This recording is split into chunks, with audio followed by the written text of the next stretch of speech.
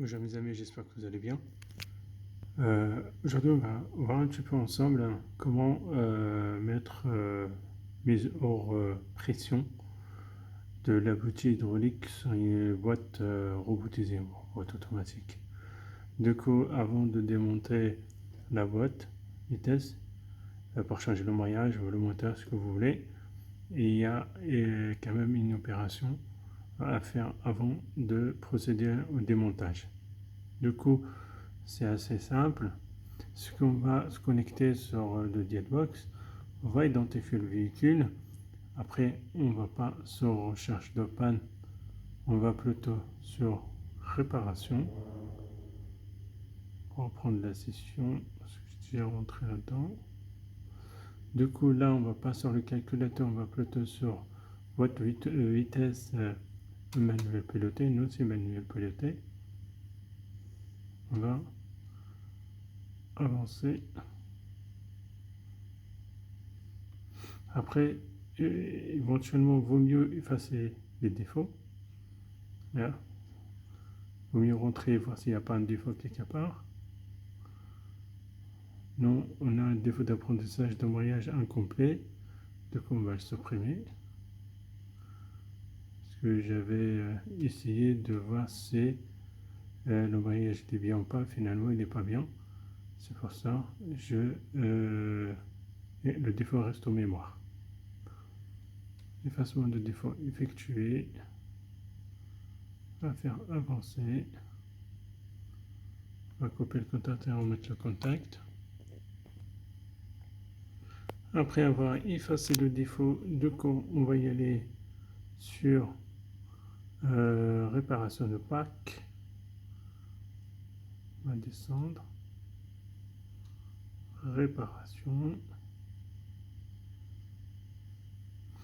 Les téléchargements, lecteur des défauts, ça on les a vus. Du coup, on va y aller sur pack réparation, pièces de rechange. On a l'apprentissage de la boîte vitesse, dépôt de remplacement de calculateur de boîte vitesse. Non, ce n'est pas le cas, remplacement de la boîte hydraulique. C'est ça qui nous intéresse. Exactement celle-là. Donc on va venir ici, on va faire en sorte de suivre ce qu'il nous dit. Alors, mise hors pression de circuit hydraulique. Mise en pression, c'est-à-dire après avoir fini, purge de circuit et apprentissage. Ça, c'est la deuxième étape après avoir remplacé l'embrayage et le volant moteur. Et le outil, bien sûr. Ce qui nous intéresse, c'est d'y aller sur mise en pression. On va appuyer ici. L'action en cours. C'est-à-dire là, la bouteille est en train de se vider en totalité. Que toute l'huile qu'il y a au niveau du circuit, il va partir dans le réservoir. Le petit réservoir qui est au niveau de repos. Après là, on fait terminer. Du coup là, on ne va pas faire mise en pression, ni purge de circuit hydraulique. Ne nous intéresse pas pour l'instant.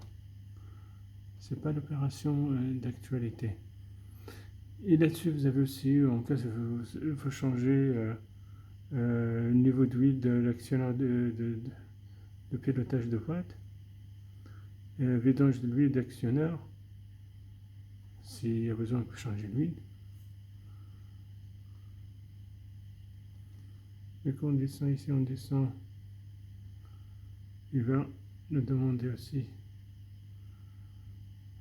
Alors, il est où? Voilà.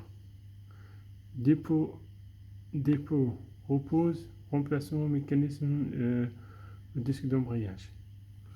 On va appuyer là-dessus, mais il va forcément le ramener de la même. Alors, de la même endroit que tout à l'heure, en cas de remplacement mécanisme d'embrayage, le disque d'embrayage, remplacer systématiquement la boutie, réaliser l'opération, vous voyez, là, il vous parle de l'opération avant et après.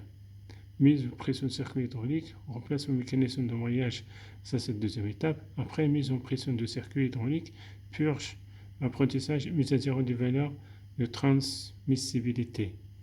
En cas de dépôt, c'est la même chose. L'embrayage réalise l'opération suivant mise en pression, dépôt repos d'embrayage. Voilà, c'est à peu près la même chose. Là, si vous mettez suivant, là, si vous partez sur le suivant, il va vous ramener vers la souris, elle est là.